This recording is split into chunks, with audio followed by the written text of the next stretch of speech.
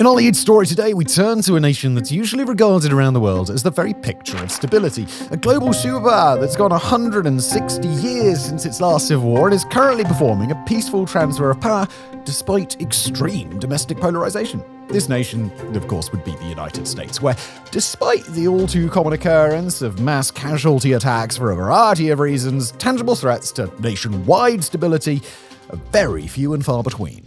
But in an expansive report published last week by the investigative journalism outlet ProPublica, one vigilante freelancer has managed to provide one of the best looks that America's gotten in years at a lingering threat that's just under its nose: militias.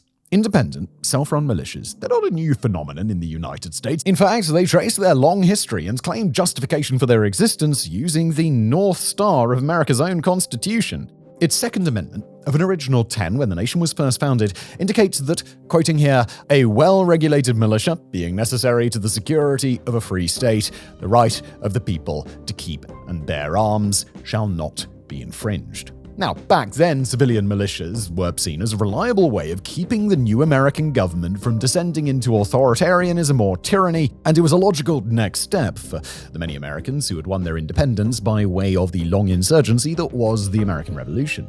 Today, though, militias bear little actual resemblance to the farmer musketeers of old. Instead, they're local, private groups, functionally paramilitaries that might be part of a nationwide movement or might just be their own little thing. According to the Southern Poverty Law Center, there are around 200 known active militia organizations of varying sizes in the US today, down from a peak of 334 back in 2011. The largest of them are national groups, including the two biggest, the Oath Keepers and the 3 Percenters, each estimated to include thousands to tens of thousands of followers nationwide. The motivations of these militias are widely varied. The Oath Keepers, for example, are made up mostly of former and active military and law enforcement, and their fundamental intention is to disobey military or police orders that they feel violate the US Constitution. Militias exist at many points across the American political spectrum. See, for example, the black separatist movement known as the Not F***ing Around Coalition, or a wide range of white nationalist groups at the state and local levels. Now, broadly,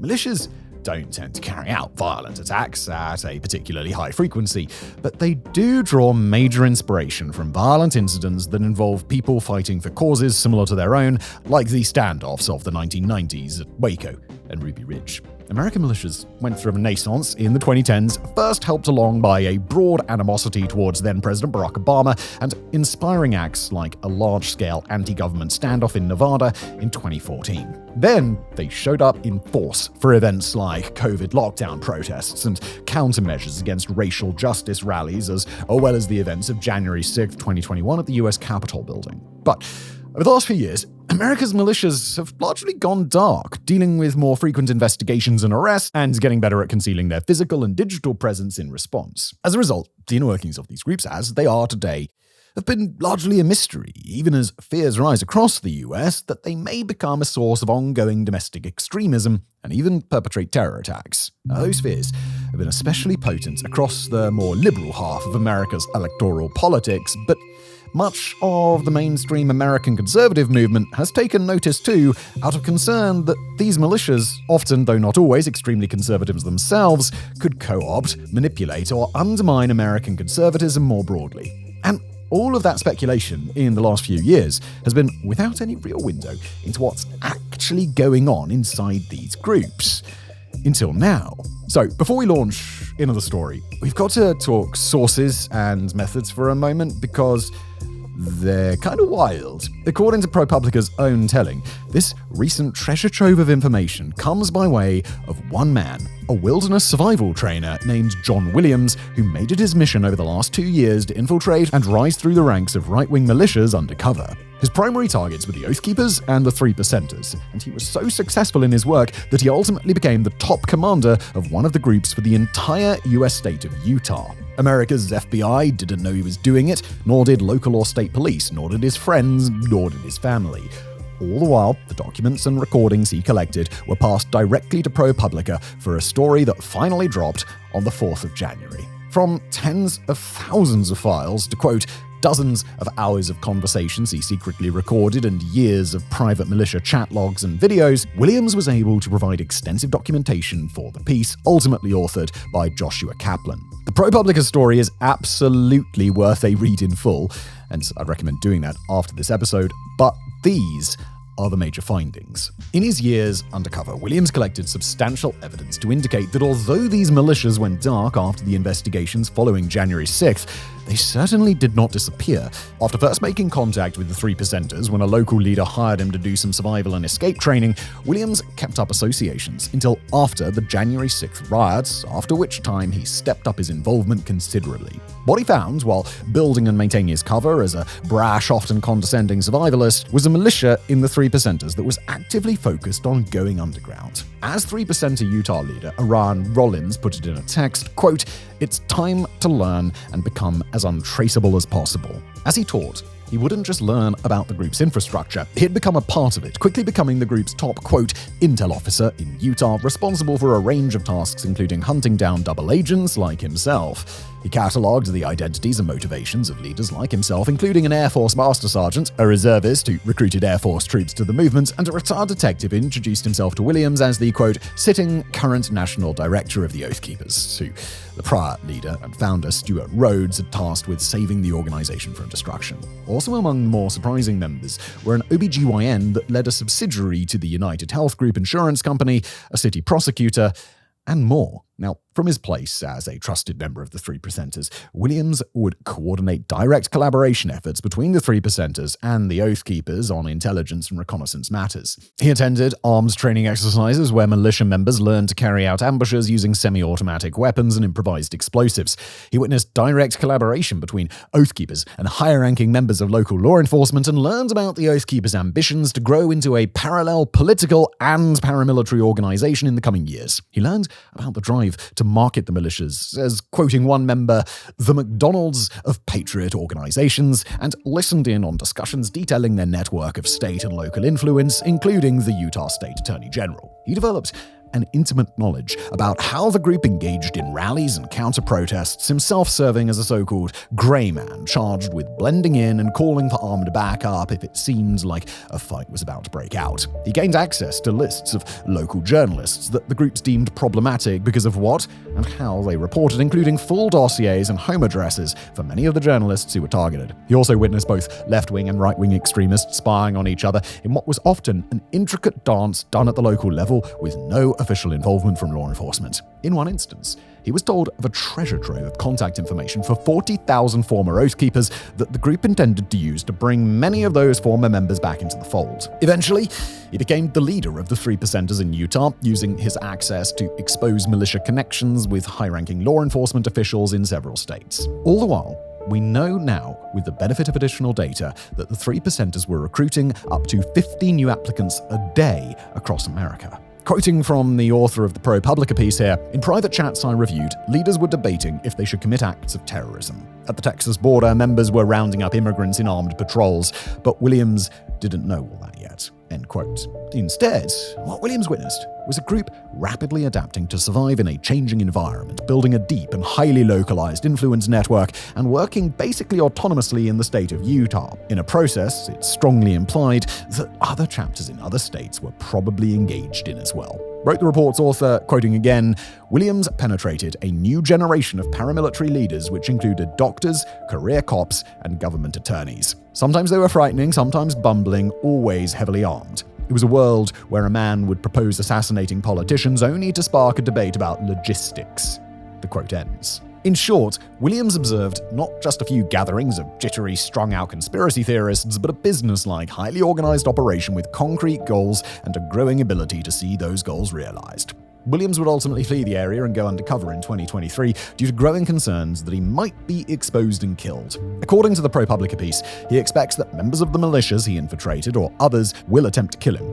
John Williams is his real name, according to the report, albeit a name he changed recently. But beyond the man himself, the report clearly lays out a militia landscape in America that has not been effectively dismantled, but is instead rather robust and continuing to strengthen. Granted, we bring this story to you as part of the Situation Room partly because the story's just super interesting, but it's also important to emphasize that if the United States faces any clear large-scale domestic security threat, it's these well-armed, well-populated militias who've demonstrated a level of access and comfort with local and state justice systems that can very quickly be turned to violent aims. And the timing of the report points to a broader concern that regardless of whether or not America's new leader, incoming President-elect Donald Trump, would embrace or reject these militias, America's largest militia organizations very clearly embrace Trumpism, as well as the man himself. Most experts on domestic extremism agree that Trump's anticipated blanket pardons for January 6th rioters will send a message loud and clear to these militias, including that Trump will protect those militias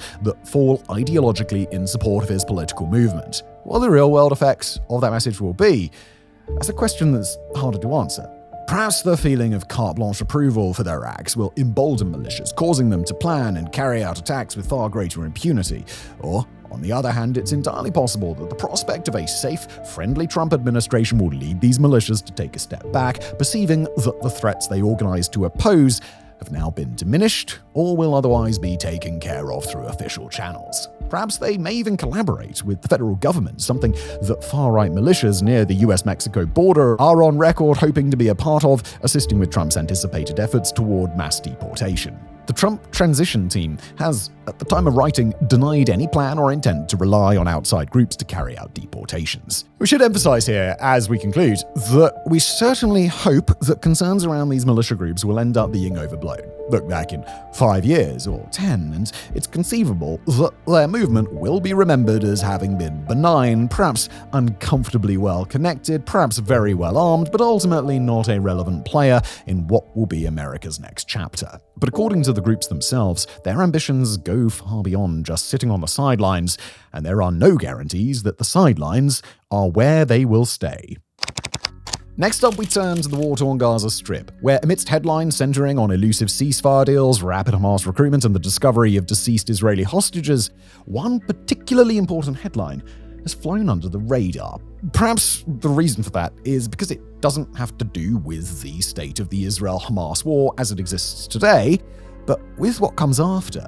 According to a Reuters exclusive report published on January the 7th, the United Arab Emirates, or UAE, is engaged in active discussions with both Israel and the United States around Gaza's reconstruction, specifically in hopes that the UAE will play an active role in the, quote, governance, security, and reconstruction of Gaza after the Israeli military withdraws and until a Palestinian administration is able to take over.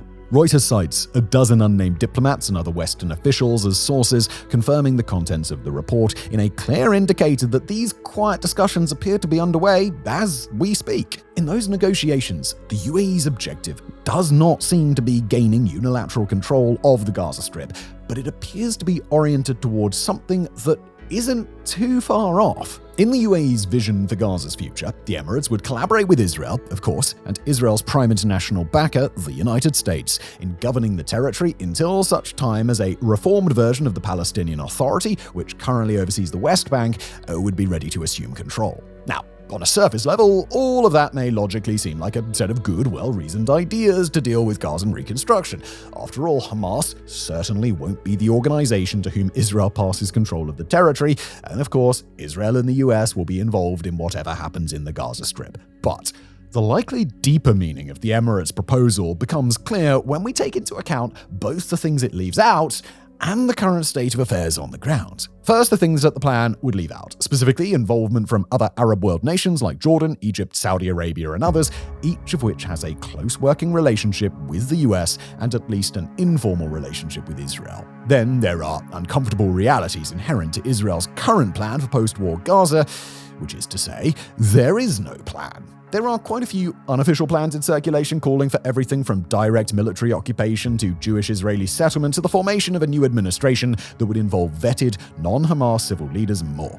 But neither Israel nor the US alongside it have adopted any concrete approach to dealing with Gaza after this war ends. On top of that, both Israel, reorienting towards Iran, and the Houthis in Yemen, and the US, under a non-interventionalist incoming president who appears broadly disinterested in the state of Gaza today, will likely prefer to focus on other priorities. So in broad strokes, what the UAE appears to actually be offering is a service. the Emirates will take control of Gaza, subject, of course, to direction from Israel and the US, and basically take it off Israel's hands for the near to medium term in a process that will be much more about what the UAE chooses to do than what Gazans or the broader Arab world might prefer. Now, according to the Reuters report, the plan thus far is lacking in details, although UAE officials have since emphasized that, quote, significant reform of the Palestinian Authority, its empowerment, and the establishment of a credible roadmap toward a Palestinian state are, quoting again, essential for the success of any post-Gaza plan. That phrasing, by the way, post-Gaza plan, is rather eerie when coming from a UAE official on the subject, but for the sake of preserving at least a bit of optimism, let's not read into it quite yet. Some sources interviewed by Reuters also claimed that Emirati officials have advocated the use of private mercenary groups to keep the peace in Gaza. Now, according to the US State Department, the UAE is indeed involved in talks on post-war construction and that a range of ideas and discussions are under consideration at this time. Now, the issues that the Emirates are apparently spotlighting here are urgent ones. Gaza, of course, has been devastated after more than a year of war with Israel, and reconstruction there is expected to be an endeavor that demands tens of billions, if not hundreds of billions of dollars to accomplish. The Emirates agree with Israel that Hamas is dangerous at destabilizing, and that the Palestinian Authority that currently sort of governs the West Bank is in desperate need of reform. And to be fair, it makes sense in the diplomatic sphere that the Emirates would be involved in these conversations. The UAE and America are close allies, with the UAE recently designated Washington's second ever major defense partner, alongside only India. The Emirates also have normalized their relations with Israel, courtesy of 2020's Abraham Accords, and Israeli sources speaking to Reuters have indicated that although the UAE has been broadly critical of Israel's wartime conduct, as well as Prime Minister Benjamin Netanyahu, Israel is still actively seeking Emirati involvement in post-war Gaza. Lastly, it's likely that the incoming Trump administration in the US will get even closer with the Emirates than the Biden administration, with Trump announcing a $20 billion Emirati investment in the US on the same day as the publication of the Reuters report that we've been referencing. Plus, there are the documented ties between the Trump family and its business interests and the Emirates more broadly. But all of this is soured by one troubling note, and one that longtime viewers of this channel know so well, that the UAE are not all sunshine and roses under the surface. Let's go through the list, shall we? The UAE is a key ally and primary backer of Sudan's Rapid Support Forces, or RSF, an organization that the United States has recently joined much of the world in recognizing as the perpetrators of an active, ongoing genocide in Darfur. It's the main destination to launder smuggled conflict gold from Africa, much of it coming by way of the RSF as well. It started what many international experts refer to as a proxy war with its next-door neighbor and fellow US ally, Saudi Arabia. Its shipping firms are involved in a large-scale coordinated effort to help Russia and Iran skirt Western sanctions on oil, and its intelligence officials are accused of running secret torture camps and prisons in Yemen. Domestically, the Emirates are under constant fire from humanitarian groups for the use of forced disappearances, torture against arbitrarily detained people, extrajudicial execution, and mass exploitation of migrant workers, alongside the intense restrictions on freedom of speech, freedom of religion, and women's rights that have been better publicized around the world. These are problems that even the United States openly recognizes, again, despite having made the Emirates a major defense partner just a few months ago. Now, if you keep this darker side of the Emirates in mind and return to the proposal to take a leading role in the reconstruction of Gaza, then it probably makes a good deal more sense why we've chosen to focus on this story today. What the UAE is proposing would grant it direct control over the Gaza Strip with the backing of a global superpower that seems to have no intention of holding it to any high standard. That would be done on behalf of a nation in Israel that is directly beholden to that same superpower and that has proven over the course of its hostilities in Gaza that protections for civilians are deemed far less important than the value of guaranteeing security to Israel at any cost. Add to this the Emirates' apparent suggestion to use mercenaries to keep the peace despite allegations of just about every manner of abusive behavior falling on most of the prominent mercenary organizations of the 21st century. Add to that the murky criteria for a, quote, reformed Palestinian Authority, something that could mean free and fair governance, or it could mean a proxy government to serve the UAE's interests. And finally, add the shared focus of both the UAE and the incoming Trump administration not on Gaza's people, but ways to turn it into a lucrative business opportunity. Now, there is a sort of realpolitik argument in all of this that Gazan reconstruction is going to be expensive, arduous, and controversial in the best of circumstances. With a properly cynical view, one could argue that a nation spearheading that process will be better incentivized if they can reap additional value from the project and enjoy the trust and blanket approval of their international partners. But even if that framing may make some logical sense, it's a sterilized and drastically oversimplified view of a real place populated by some 2.3 million real people. Nearly all of those people, by the way, have been displaced at least once, and the vast majority have either lost people from their families or communities in the violence, or been impacted more directly. So, if this Reuters report does indeed represent a likely outcome for Gaza, then we've got to pose a final question. How is it that the Emirates can get Israel and the US to agree? As for the answer, well, we've got to admit, it's impressive that a nation can gain the alliances and trust of places like Israel and especially the US, given what America outwardly describes as its values, while engaging in mass repression at home and actively undermining American and Israeli interests abroad. Well, it's a hell of a feat, isn't it? The reason it works, however, appears to be rooted in the Emirates' ability to constantly provide benefits that outweigh the cost that the US or Israel might bear from working alongside them. In this particular case, the Emirates could solve a number of problems at once for Israel: managing physical security in the Gaza Strip, offloading an Israeli burden, the responsible treatment of Gazans that, frankly, doesn't seem to be a priority for Jerusalem, and entrusting Gaza's future governance to a nation that Israel can trust to operate in search of profit rather than undermining Israel for ideological reasons. And for the United States, it makes pragmatic sense as well. Incoming President Trump has explained publicly that while Israel has his full support, the optical issues of the protracted military operations in Gaza are a real barrier for his administration. Offload Gaza to the UAE, or even more convenient, UAE-backed mercenaries, and any optical issues that result won't need to impact America's relationship with Israel. Both the US and Israel can protest, condemn, and complain as they see fit, trusting that if the Emirates haven't let some sour words interfere with the course of business yet, then they probably won't in the future. All the while, both nations would stand to benefit directly if the UAE can find a way to make Gaza a more lucrative territorial holding than it is right now. Nowhere in this examination of an Emirates-led reconstruction do we want to give the impression that this would work out to Gaza's benefit. We'd certainly like for it to, and for the people who've been caught in the middle of this war to experience a brighter future. And if that's what ultimately happens, then we'll happily eat these words. But right now, the plan that the Emirates are proposing for Gaza is the functional equivalent of leaving the territory with a babysitter. A highly suspect one, with a hell of a rap sheet and a reputation for the ill treatment of people under its authority. And while this is just a proposal for now, the Emirates' close relationship with the US and their potential to take a range of problems off Israel's radar suggests that it may not remain an idle proposal for long. As 2025 carries on, watch this space closely. And so we move on from the possible reconstruction of Gaza to another conflict that the UAE is deeply involved in: Sudan. As long-term viewers of this channel will know, the civil war in Sudan is just about the most apocalyptic conflict happening anywhere on Earth. Entire cities, including the capital of Khartoum, have been devastated. Famine stalks the land at a scale not seen in decades. While the chaos is so total that finding accurate death tolls is impossible, the United States Special Envoy suggested last May that 150,000 may have perished. Given the extent of the destruction, it's been a surprise to see so few world powers, from the African Union to the United Nations, doing so little to stop it. In America, the Biden White House tried to facilitate peace talks, but otherwise just stayed pretty silent on the topic. That is, until now.